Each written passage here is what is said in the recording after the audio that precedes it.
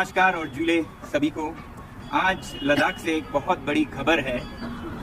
यहाँ शहीद स्मारक स्थल यानी कि मार्टिर्स पार्क में एक बहुत बड़ा सर्वधर्म प्रार्थना सभा हुई आज, जिसमें हजारों लोग शामिल हुए।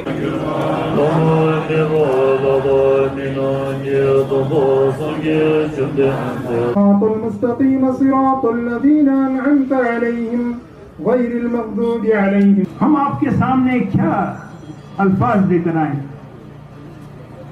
शुक्रगुजारी का। व्याप्तं येन चराचरं तत्पदं दर्शितं येन।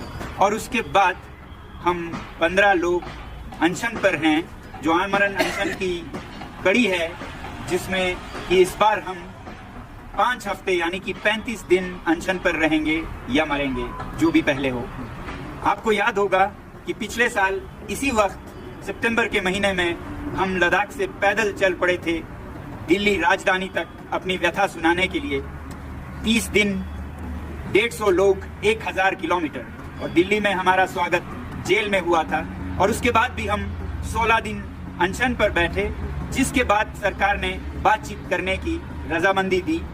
मगर ये बातचीत पूरे 1 साल में लगभग 3 ही हुए, और पिछले 3 महीनों से तो कोई बातचीत ही नहीं हुई, थम से गए।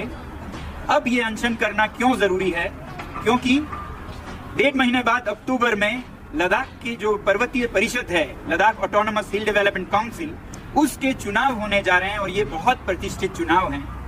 पिछले बार 2020 में जब यही चुनाव हुए थे, तब सत्ताधारी पार्टी बीजेपी ने लद्दाख के लोगों के साथ एक बहुत बड़ा वादा किया था, जिसमें पहला बिंदु था कि लद्दाख को 6वें शेड्यूल में संरक्षित किया जाएगा। लद्दाख की प्रकृति, लद्दाख की संस्कृति और लद्दाख की लोकतंत्र को। तो अब ये चुनाव फिर से जीतना चाहते हैं, लोगों को डरा कर, धमका कर या पैसा बांट कर, और उसके बाद फिर ये वादे खारिज हो जाएंगे, खत्म हो जाएंगे, दफन हो जाएंगे और वो मुक्त हो जाएंगे। मगर हम लद्दाख के लोग जो आज इतनी भारी संख्या में मिले, वो ऐसा होने नहीं देना चाहते हैं। क्योंकि ये लोकतंत्र का मजाक होगा अगर नेता कुछ भी वादा करें, लोगों से वोट लें और सरकार बनाएं, और उसके बाद जब वादों को निभाने की बात आई तो हाथ धो लें। ऐसा तो सौदों में भी नहीं होता है। कोई दुकानदार सामान दे और आप पैसा न दें तो जेल जाते हैं। कोई बैंक चेक दे और वो चेक बाउंस हो जाए तो आप जेल जाते हैं। तो दुनिया की सबसे बड़ी लोकतंत्र में सरकारें बने और फिर उस वादे पे अमल ना हो, तो ये कैसे हमें स्वीकार्य हो सकता है? वैसे भी आज लोकतंत्र का एक मजाक बन गया है।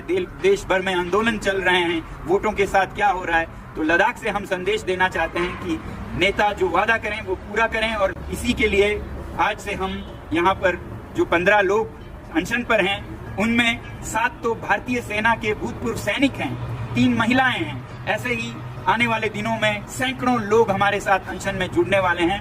हमें पूरी उम्मीद है कि आप लोग भी अपने अपने शहरों से लोकतंत्र को बचाने के लिए और लद्दाख और हिमालय को बचाने के लिए, यहाँ की प्रकृति और संवेदनशील जो ग्लेशियर्स हैं, पर्वत हैं, नदियां हैं, उन्हें अपने आने वाले पीढ़ियों के लिए बचाने के लिए पहले जैसे आप लोगों ने साथ दिया पिछले साल, वैसे ही साथ देंगे। और सब मिलकर हम साबित करेंगे कि भारत में जो सत्यमेव जयते कहते हैं, उसका माने भी है। तो फिर से कहेंगे सत्यमेव जयते और जय।